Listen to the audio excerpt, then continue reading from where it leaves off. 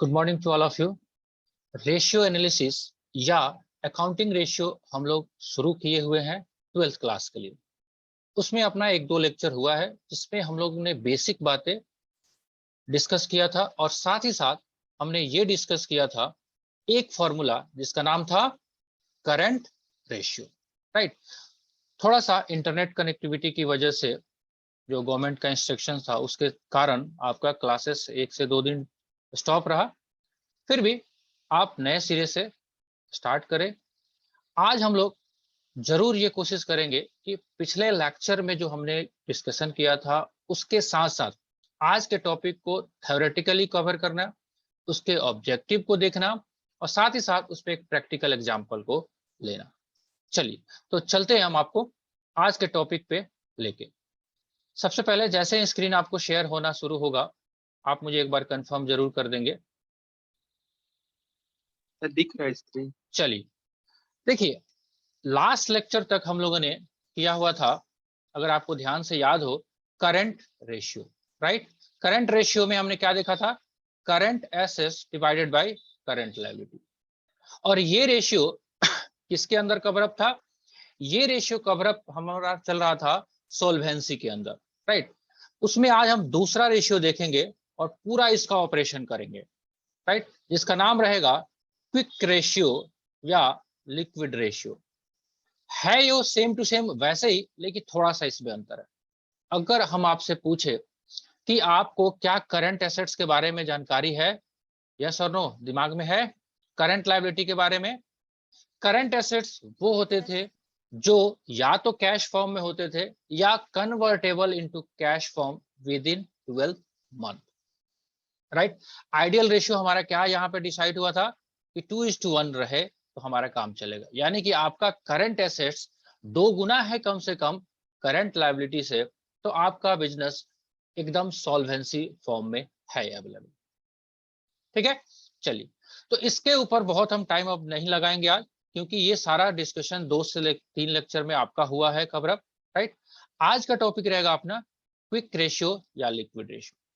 थोड़ा सा अगर मॉडिफाई करेंगे आप तो यहाँ पे सामने बात निकल के आएगी। अब क्विक रेशियो का जो फॉर्मूला है वो है liquid assets divided by current liability. अब जाहिर सी बात है करंट लायबिलिटी के बारे में आप पहले से ही जानते हो, अब थोड़ा सा डिस्कस करना है आपको लिक्विड एसेट्स के बारे में।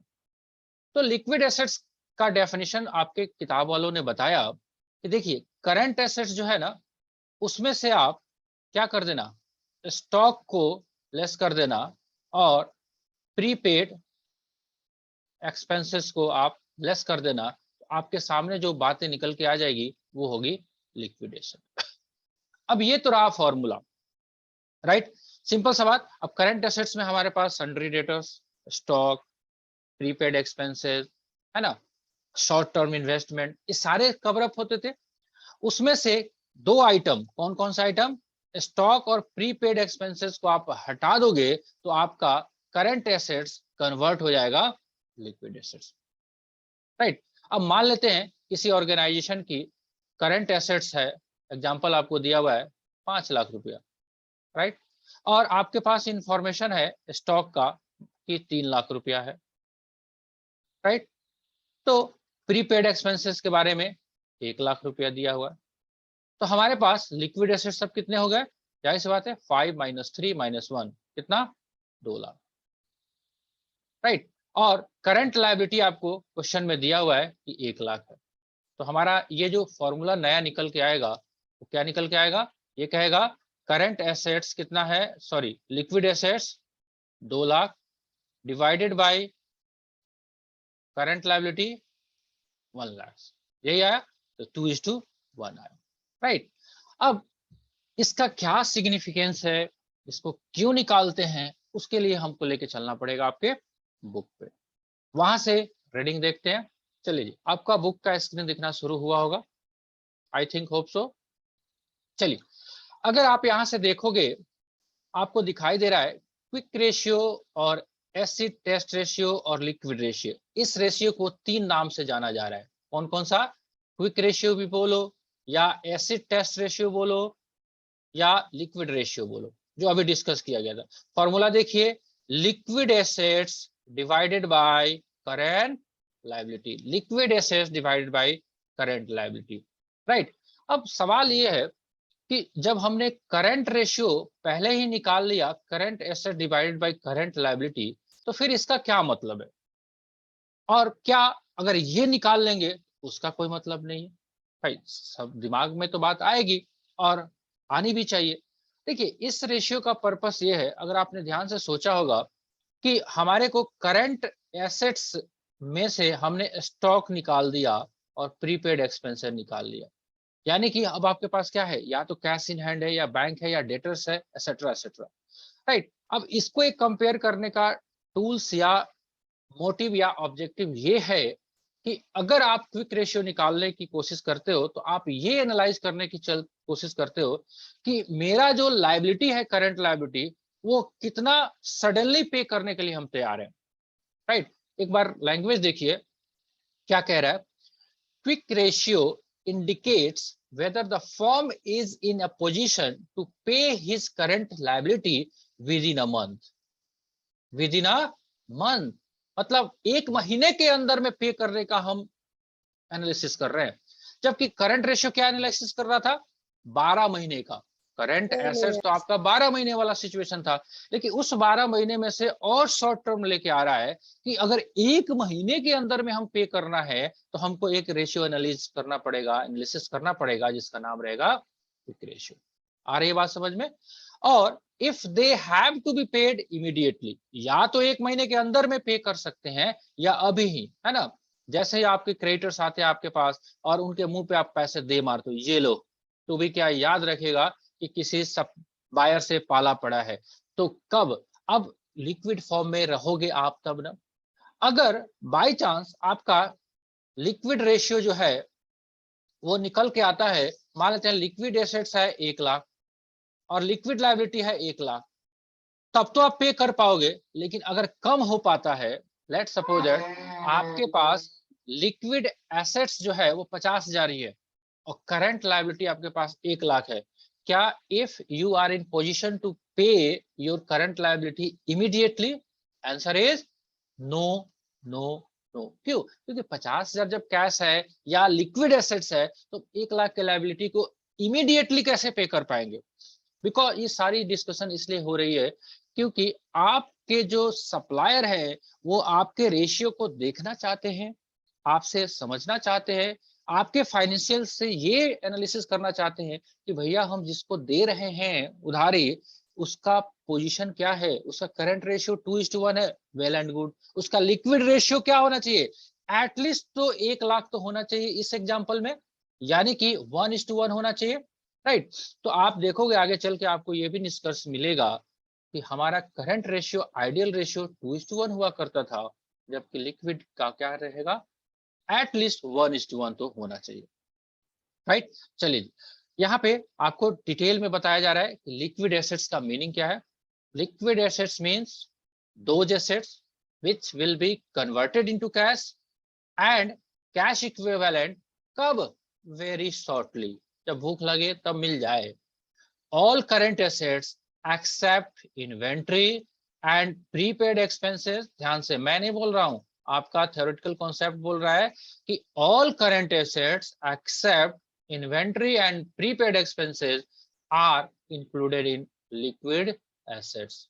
Inventory is excluded from liquid assets because it has to be sold before it can be converted into cash.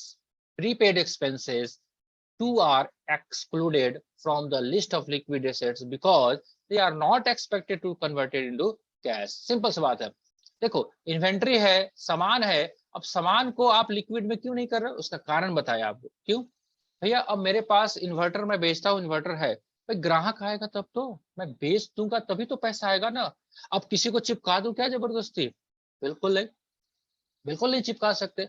दूसरा, प्रीपेड एक्सपेंसेस के बारे में क्या बोल रहा है, ये तो वैसा ही एक्सपेंसेस है जो आपने पे कर दिया है, केवल इसका एडजस्टमेंट अगले फाइनेंशियल ईयर में होना है, राइट। क्या प्रीपेड एक्सपेंसेस से आपको कैश आने हैं?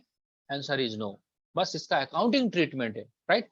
चलिए अब आपके सामने अब फाइनल रिजल्ट निकल के आ रहा है, तो क्या कह रहा है, द लिक्विड एसेट्स इंक्लूड्स, देखिए जी बहुत मैंने आपको इंक्लूड्स के बारे में पिछले लेक्चर में झाड़ा था नॉलेज, आपके दिमाग में आप बोर भी हुए होंगे, उसके लिए सॉरी भी है कि क्या कर सकते हैं, बोर होना ये तो लाजमी है पढ़ाई लिखाई में, है ना। अगर देखा जाए तो पढ़ने लिखने का मन किसको करता है, क्या ऐसा आदमी को आप मिलो, अरे मेरा पढ़ने का शौक है, एक्सेप्शनल, मजबूरी में पढ़ते हैं, क्यों, बिकॉज इसके बिना आपका कैरियर बिल्डअप नहीं होगा। तो अगर मजबूरी में ही पढ़ रहे हैं तो मजबूरी ही सही, अच्छे से पढ़ तो ले, राइट, ये बातें आप गैदर कर पा रहे हो। चलिए जी, तो हमने बहुत डिटेल में आपको लिक्विड एसेट्स के बारे में, सॉरी इंक्लूड्स के बारे में आपसे डिस्कशन किया था, उसके लिए फिर से दोबारा हम यहाँ टाइम वेस्ट नहीं कर रहे। The liquid assets includes the following, what current investment, right, trade receivables, less provision for doubtful debt, ये सारे करंट एसेट्स के पार्ट थे। Cash and cash equivalent, short term loans and advances, right. मतलब सीधा सीधा आप ये क्यों नहीं कहते हो कि लिक्विड एसेट्स जो है वो करंट एसेट्स में से, सिंपल तरीका, inventories and prepaid expenses and advance tax को आप लेस कर दोगे। ध्यान से देखिएगा, करंट एसेट्स में से क्या क्या लेस करना है, स्टॉक जिसको इन्वेंट्री भी बोलते हैं, प्रीपेड एक्सपेंसेस, एंड एक और भी आइटम आया एडवांस टैक्स।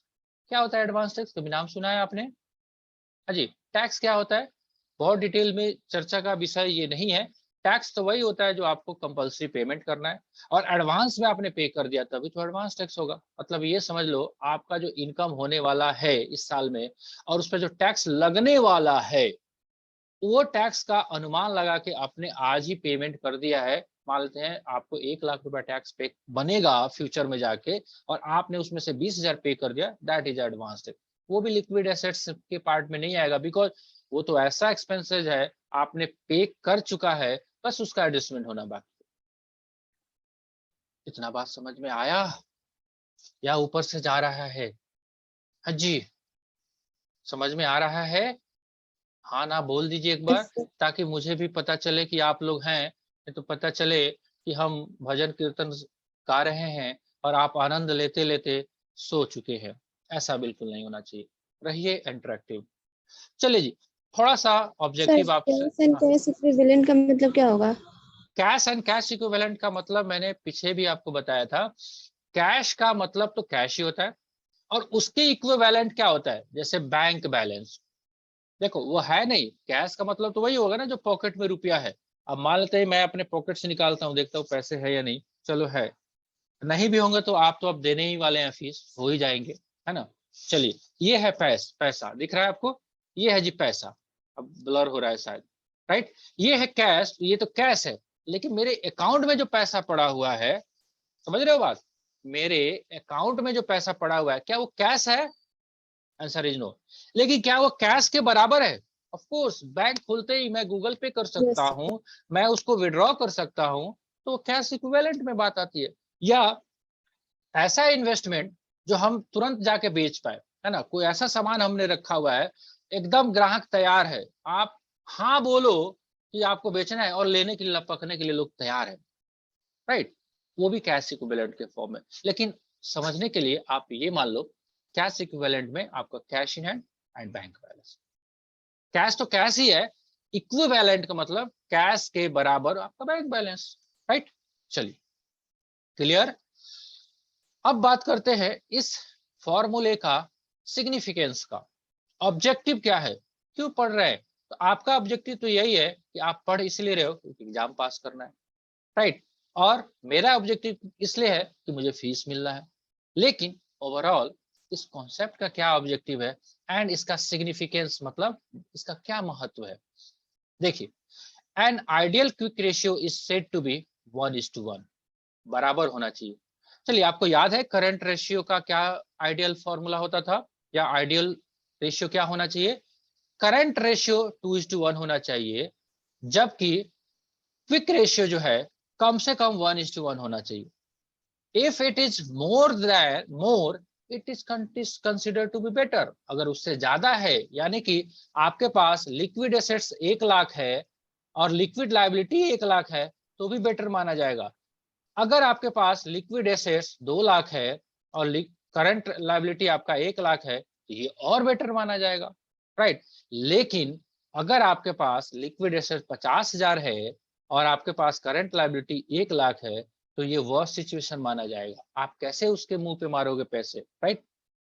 चलिए, consider to be better. The idea is that for every rupees of current liability, there should be at least 1 rupees. हर रुपये के लिए आपके पास हर रुपया होना जरूरी है। This ratio is better test of short-term financial position of the company than the current ratio. आपको short term financial देखना है तो आपके लिए ये better है, right? At is consider only those assets which can be easily and readily converted into cash. Inventory is not included in the liquid assets as it may takes a lot of time before it's converted into cash. Quick ratio thus is more rigorous test of liquidity than current ratio, and when used together with current ratio it gives a better picture of short term financial position of the firm, right? आपको पता चला। अब देखिए, मैंने आपको theoretically discuss तो कर दिया, ये चैप्टर जो है ना इतना इंपॉर्टेंट है, इतना इंपॉर्टेंट है। ये प्रैक्टिकल लाइफ में जब भी आप अपने बिजनेस के लिए लोन फाइनेंस कराने जाते हो, ये सारे रेशियो जो है वो बैंक वाले आपसे जरूर एनालिसिस करते हैं। आप बैलेंस शीट बना के तो दे दोगे, मैं आपको दिखाना चाहता हूं एक बार। अगर व्यू देखिए, हम लोग का ये प्रैक्टिकल है, ये आप एकेडमिक लाइफ में इसको समझना थोड़ा सा आपको मुश्किल हो सकता है। प्रैक्टिकली आप देखिए, हमने आपसे डिस्कस किया था ना करंट रेशियो, देख रहे हो आप प्रैक्टिकल लाइफ में जाओगे साहब, आपसे बैंक वाले आपको करंट अकाउंट्स या सीसी लोन प्रोवाइड करने से पहले ये सारे रेशियो आपके फाइनेंशियल का एनालाइज करेंगे, राइट। ये मैंने प्रैक्टिकल आपको दिखाया कि क्या इसका यूज होता है। इसके अलावा भी बहुत सारे रेशियो है, जैसे जैसे पढ़ेंगे हम उसका ओवरव्यू करेंगे। फिलहाल आपके पास ये व्यू दिखाने का पर्पस ये है कि वाकई में जो आप पढ़ रहे हो एकेडमिक लाइफ में in the chapter of ratio analysis, it will be very useful, very useful in near future. आप खुद से अगर आपका बिजनेस हाउस है या आप बैंक में भी आप एज ए मैनेजर पोस्टिंग होते हो तो आपके पास ये एबिलिटी होनी चाहिए, ये आपके पास क्या होता है पावर होना चाहिए कि you have to analyse these ratio. अगर आपको पता ही नहीं होगा कि करंट रेशियो क्या है, अगर आप एज ए ब्रांच मैनेजर किसी को लोन फाइनेंस कर दिया और इसका करंट रेशियो लिक्विड रेशियो खराब है, क्या वो पैसे रिकवर होंगे? Answer is no. तो क्या आपका अप्रेजल जो है वो सही मायने में हो पाया? नहीं, तो आपका प्रमोशन रुक जाएगा, right.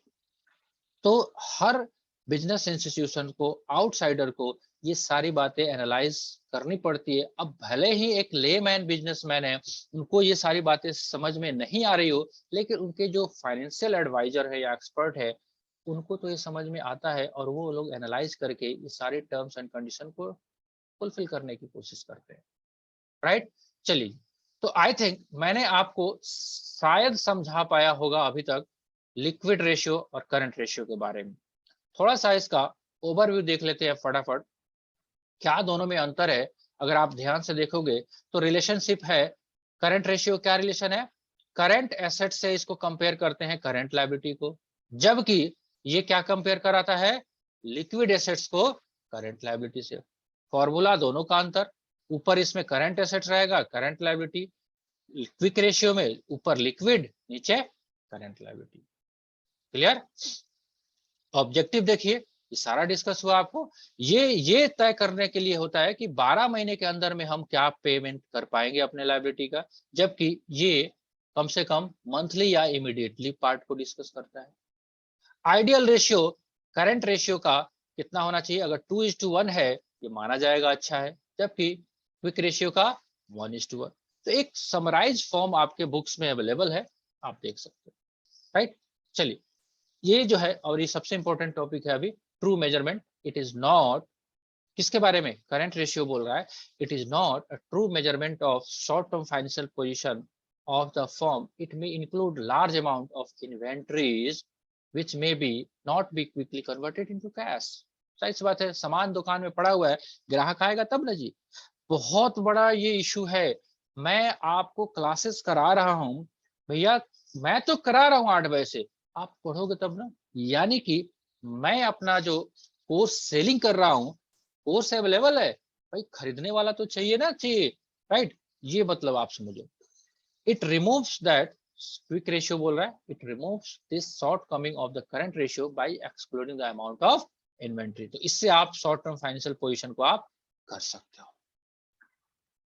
Okay, it is better. Sir short coming मतलब क्या होगा?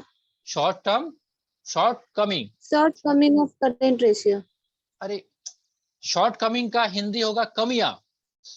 अरे मेरी क्या कमियां है, मैं उसको दूर करने की कोशिश करता हूं। तो ये पॉइंट कहता है इट रिमूव द शॉर्ट कमी of current ratio. Current ratio में क्या कमी है, ये एनालाइज करता है करंट रेशियो कि भैया इसमें इन्वेंट्री भी है। करंट रेशियो एनालाइज करता है 2:1, 12 महीने के पीरियड को, जिसमें स्टॉक भी शामिल है। अब स्टॉक क्या जब चाहो बेच लोगे क्या? अवेलेबल है फॉर सेल, बायर भी तो होना चाहिए ना। भैया आपका साड़ी का दुकान है ना, उसमें 10 लाख का स्टॉक है, क्या आज क्या मैं सारा बेच सकता हूं? बेचने के लिए अवेलेबल है, अवेलेबल फॉर सेल है, क्या सेल हो पाएगा? पता नहीं जी, राइट। तो उसकी ये कमी जो थी, शॉर्ट कमी का हिंदी होता है कमियां। किसकी कमियां?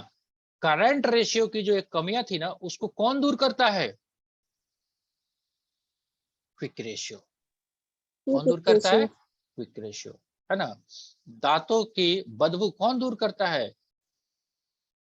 पतंजलि का दंत कांति, है ना, कोलगेट का जिगजैग। ये बात मतलब आ रहा है। चलिए, अब आपके सामने एग्जाम्पल आ चुका है, फटाफट देखते हैं एग्जाम्पल को। चलिए जी, following particulars are given to you. आपके पास ये सारे पार्टिकुलर है, क्या क्या? Trade investment, marketable security, tangible fix assets. अब एनालाइज करते चलिए, क्या ट्रेड इन्वेस्टमेंट आपका शॉर्ट करंट एसेट्स हो सकता है? हो सकता है। मार्केटेबल सिक्योरिटी हो सकता है। क्या टेंजिबल फिक्स एसेट्स? बिल्कुल नहीं। इंटेंजिबल? बिल्कुल नहीं।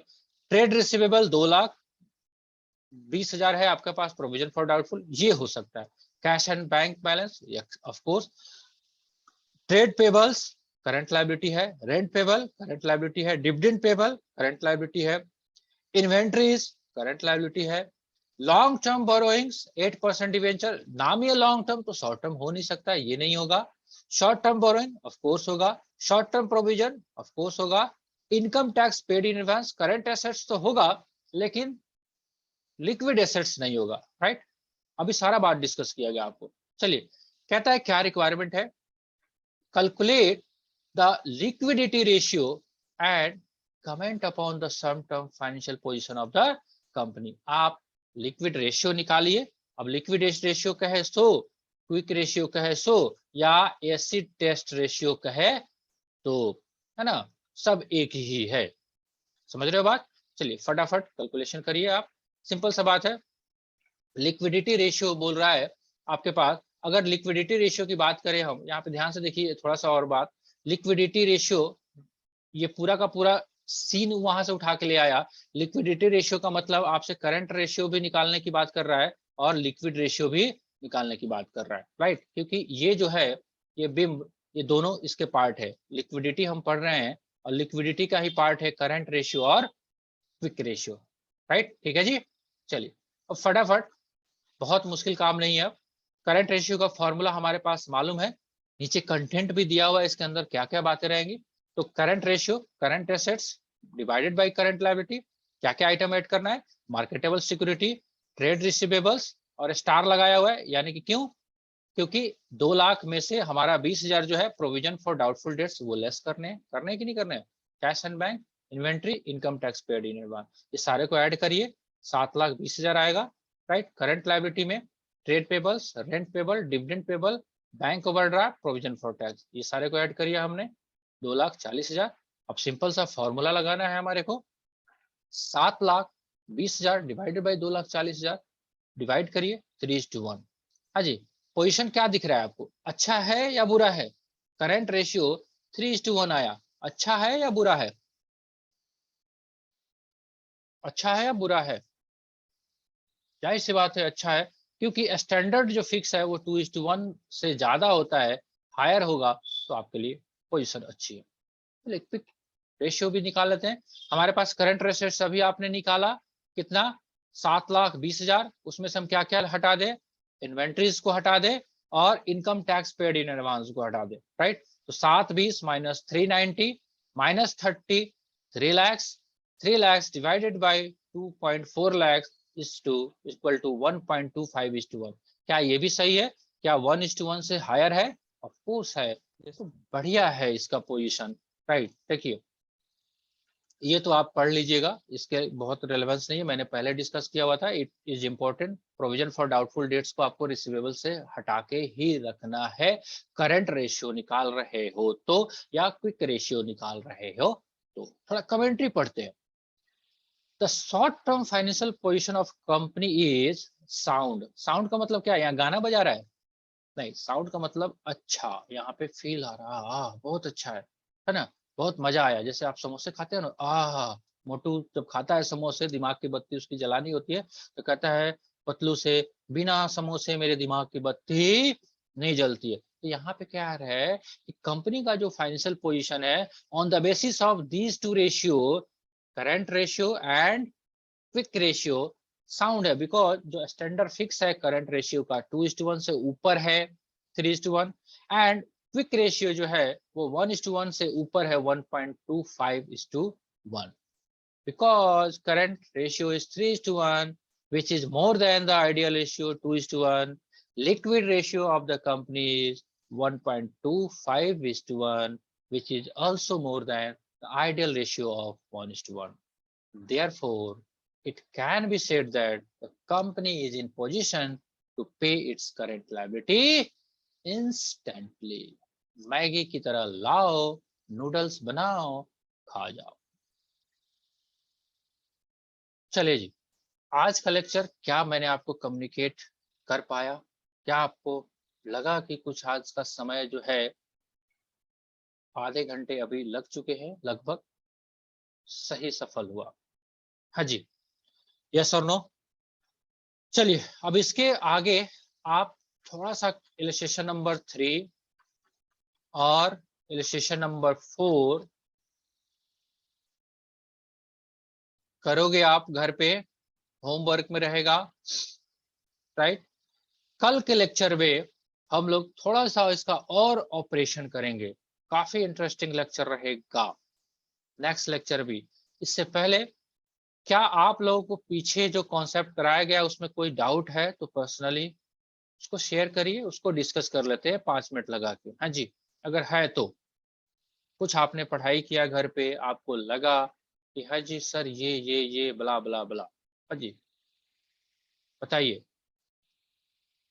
सर मार्केटेबल सिक्योरिटीज मतलब? मार्केटेबल सिक्योरिटी, मार्केटेबल का मतलब क्या होता है? मार्केट का क्या मतलब होता है? बाजार। एबल का मतलब बाजार में जाने, है ना। जैसे पे का मतलब क्या होता है? पे करना। पेबल का मतलब पे नहीं किया है लेकिन एबल टू पे है ना। सिक्योरिटीज का मतलब क्या होता है? सिक्योरिटीज एक बहुत वाइड टर्म्स है। जैसे आप ये समझ लो, अभी मान के चलो समझने के लिए, शेयर मार्केट समझते हो आप? Share market, yes sir. Share market में शेयर्स बिकते हैं, तो शेयर्स को भी ब्रॉडली हम सिक्योरिटीज बोलते हैं, राइट।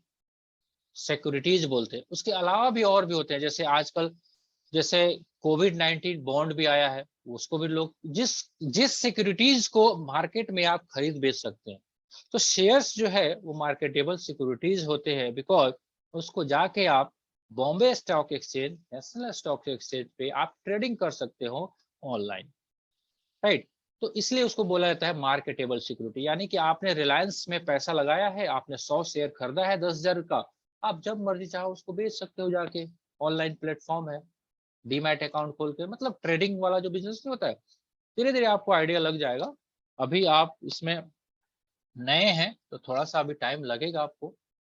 फिलहाल जितना मैटर है उतना समझाने की कोशिश कर रहे हैं हम लोग। मार्केटेबल सिक्योरिटी नाम ये, ऐसे सिक्योरिटी जो कि मार्केटेबल किया जा सकता है, उसको जाके बाजार में बेचा जा सकता है। अब बाजार में बेचने का मतलब ये नहीं कि गांधी चौक पे जाके मिलेगा, ये उसका एक सिस्टम है। जैसे हर सिस्टम, हर काम के लिए सिस्टम है, जैसे आप फिजिकल भी क्लासेस कर सकते हो, ऑनलाइन भी कर रहे हो, राइट।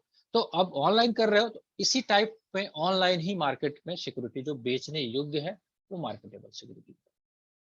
कोई भी पर्सन या कंपनी इन्वेस्टमेंट के तौर पर रखती है, आपने शेयर्स खरीद के रखा किसी कंपनी में, 10,000 रुपया लगा रखा है, तो आपका शॉर्ट टर्म में, आपका इंटेंशन ये है कि इसको लॉन्ग टर्म नहीं रखना है, बहुत दिन नहीं रखना है, हम जब 2 महीने 1 महीने में बेच लें। Purely intention lie on the investor, that is called marketable security. Okay, next.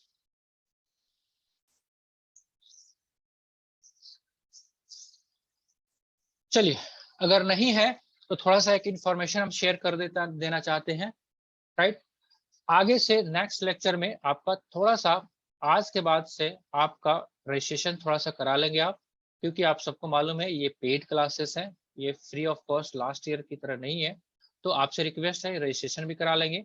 दूसरा, पीछे जितने वीडियो अगर आपका कोई क्लासेस छूट जाता है, राइट, तो जो बच्चे मेरे क्लास में रेगुलरली है, यानी कि वो जो एडमिशन करा के रखे हुए हैं, उनको यूट्यूब पे ये वीडियो का एक्सेस फ्री ऑफ कॉस्ट मिलेगा। लेकिन जो बच्चे अगर मेरे इस क्लास में नहीं पढ़ रहे हैं और चाहते हैं वो वीडियो देखना, तो आज से ये लेक्चर उनको फ्री ऑफ कॉस्ट नहीं मिलेगा। जब भी वो यूट्यूब पे जाएंगे तो उनको कुछ सर्टेन अमाउंट जो निर्धारित किया जाएगा वो पे करने पड़ेंगे, तभी वो वीडियो का एक्सेस ले सकते हैं, अदरवाइज उनको वीडियो का एक्सेस नहीं मिलेगा। अगर ऐसा हम नहीं करें तो जो बच्चे क्लास कर रहे हैं वो पेमेंट करके पढ़ाई कर रहे हैं, और जो बच्चे यूट्यूब पे जाके फ्री ऑफ कॉस्ट देख लेंगे, तो फिर ज्यादती हो जाएगा उन बच्चों के साथ जो कि क्लास में पेमेंट करके पढ़ रहे हैं। इसलिए ट्रायल क्लासेस जो आपका था पीछे तक चला गया, या मोस्टली ये वीडियो भी, आज का लेक्चर भी हम लोग डाल देंगे फ्री ऑफ कॉस्ट के लिए। नेक्स्ट लेक्चर से जो टुमारो ऑनवर्ड होगा, प्योरली डेडिकेशन होगा, जो डेडिकेटेड पर्सन है, बिकॉज मेरा ये मानना है कि बहुत सारा कुछ आप फ्री ऑफ कॉस्ट प्रोवाइड करा दो तो उसका रेलेवेंस नहीं रहता है, ना ही उस पर डेडिकेशन बन पाता है। जिसके लिए आपने समथिंग पे किया है उस पर आपका डेडिकेशन भी बनेगा और उसको आप मन से लगन से भी करोगे, राइट। ये मेरा मानना है। चलिए ठीक है, मेरा प्रयास रहेगा कि आपको एटलीस्ट कहीं ना कहीं का टॉपर तो बना के जरूर छोड़ा जाए, वो चाहे स्टेट टॉपर हो, डिस्ट्रिक्ट टॉपर हो, नेशनल लेवल की बातें बहुत बड़ी बात हो जाएगी, उस उतना कहना अभी मेरे लिए थोड़ा सा अजीब सा होगा। लेकिन पास्ट जो ट्रेंड रहा है अपने क्लासेस से, दी कॉमर्स हाउस से, डिस्ट्रिक्ट टॉपर तो जरूर निकल के आए हैं हर साल। तो आशा है आप लोग भी थोड़ा सा जी जान लगन से इस क्लास को ज्वाइन करेंगे, डेडिकेशन के साथ करेंगे, और एटलीस्ट डिस्ट्रिक्ट स्टेट टॉपर बनने के प्रयास में आप मेरे भागीदार जरूर बनेंगे, राइट। दूसरा अनाउंसमेंट ये है कि हमने ये डिसाइड किया था कि जो बच्चे लोकली हमारे एरिया में अवेलेबल हैं, वो सैटरडे के सैटरडे या संडे जरूरत पड़े तो फिजिकली आप मीटिंग कर सकते हो, शाम के 5 बजे से 6 बजे के बीच में। अगर आपका कोई पर्सनल डाउट रहता है या फिजिकल इंटरेक्शन करना चाहते हैं तो आपको एड्रेस प्रोवाइड करा दिया जाएगा, आपको मैसेज के थ्रू, या आपको एड्रेस जब हमारे चैनल पे आप जाओगे वहाँ पे जो गूगल फॉर्म भरोगे तो उस पर पूरा का पूरा एड्रेस है, जो आपका रजिस्ट्रेशन जैसे ही आपको आता है वहां से आप एड्रेस पे आके आप फील टू फ्री ज्वाइन कर सकते हैं। आप सबों के लिए मेरा प्रयास ये है कि कैसे भी हो सके, साम दान दंड भेद, कैसे भी आपको कम से कम 12th का एग्जामिनेशन तो कराया ही जाए, उसके साथ ही साथ आपको इस 12th में जो भी थ्योरेटिकल और प्रैक्टिकल बातें हैं उसको आप सीख भी पाओ। केवल एग्जाम पास करना नहीं, आपको सीखना भी जरूरी है, कैसे प्रैक्टिकली ये वर्क करता है, क्या क्या आप चीजों को आप प्रैक्टिकल लाइफ में भी कनेक्ट कर पाते हो। ये सारी बातें डे बाय डे जैसे जैसे क्लास आगे बढ़ता जाएगा हम वन बाय वन आपसे शेयर करते जाएंगे। चलिए, आपका फीडबैक चाहिए हमें जरूर, आपका सजेशन भी चाहिए हमें जरूर। अगर आप जब भी ज्वाइन कर रहे हो क्लासेस में आपको लगता है कि सर इसको ऐसे नहीं ऐसे, तो आप वैल्यूएबल सजेशन मुझे दीजिए। अगर वो मेरे अंदर में कमियां आती हैं मैं उसको दूर करने का प्रयास करूंगा, जिससे मोटो हमारा ये सिद्ध हो पाए कि आपको जो चाहिए मैं आपको दे पाऊं, चाहे माध्यम जो कोई भी हो, राइट। ठीक है, तो आपके पास होमवर्क में रखिएगा आप इलिस्ट्रेशन नंबर 4 तक एंड क्वेश्चन नंबर 4 तक। 5 नंबर को हम लोग कल थोड़ा सा आपसे डिस्कस करेंगे लाइव क्लासेस में, क्योंकि इसमें और भी थोड़ा सा आपका ब्रेन डेवलपमेंट होगा। फिलहाल 4 नंबर इलिस्ट्रेशन तक और 4 नंबर क्वेश्चन तक इतना करिए, एंजॉय करिए, खुश रहिए, बोर होके नहीं पढ़ना है। ऑल दो सब्जेक्ट ही, पढ़ाई नाम ही चीज है बोरिंग का, लेकिन इसको एंजॉय करके पढ़ेंगे तो शायद, पढ़ना तो है ही, तो शायद आप इसमें और अच्छा कर पाए। चलिए जी, मिलेंगे हम कल के लेक्चर में। खुश रहिए, मस्त रहिए। चले, आपका परमिशन हो तो आप मुझे इजाजत दीजिए, हम लोग चलते हैं, क्लास को आज एंड करते हैं। फिर कल हम लोग नए सिरे से, नए जोश के साथ कोशिश करेंगे आपको हम जितना कॉन्सेप्ट हो सके करा सकते हैं। ठीक है जी, good day to all of you.